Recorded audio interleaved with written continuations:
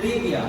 Think to yourself, how I wish I could calculate pi, and then count the letters in each of the words of that sentence. You now have a way of remembering the first 7 digits of the pi.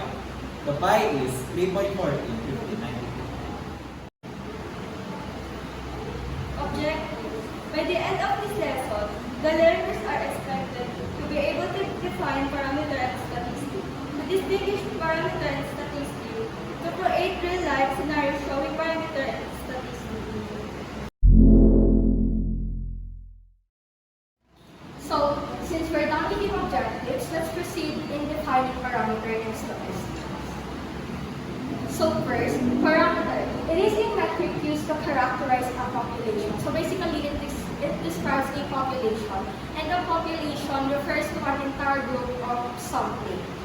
Now, let's proceed to the definition of statistic. Statistic. It is a metric used to characterize a sample. So if a parameter is used to describe a population, statistic on the other hand describes a sample. A sample is a subgroup or a small group taken from the population.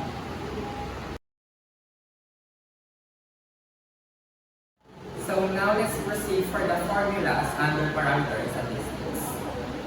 First, let's discuss the formulas for parameter. Now, to get the population mean, we just need the mu is equals to the summation of x divided by n. What the population variance is mu is equal to summation of x minus mu squared divided by n. And to gather the standard deviation, we just simply get the square root of the population variance. And here's the formula that you can use on statistics. Sample mean. X bar is equal to summation x over n. Sample variance. X bar is equal to summation of x minus mu squared over n. Sample standard deviation. We simply just get the square root of sample variance.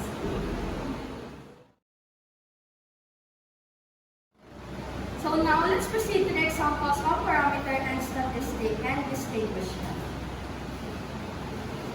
The first statement is, the people residing in Binakayan attended the meeting in Alliance. So this is an example of parameter because the people residing in Binakayan refers to the entire population of the people that lives in this place.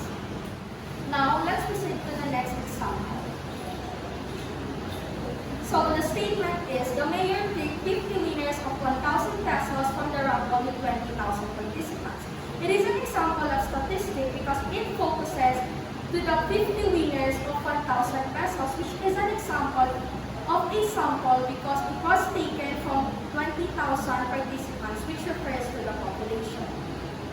So for the next example for parameter is the number of US states.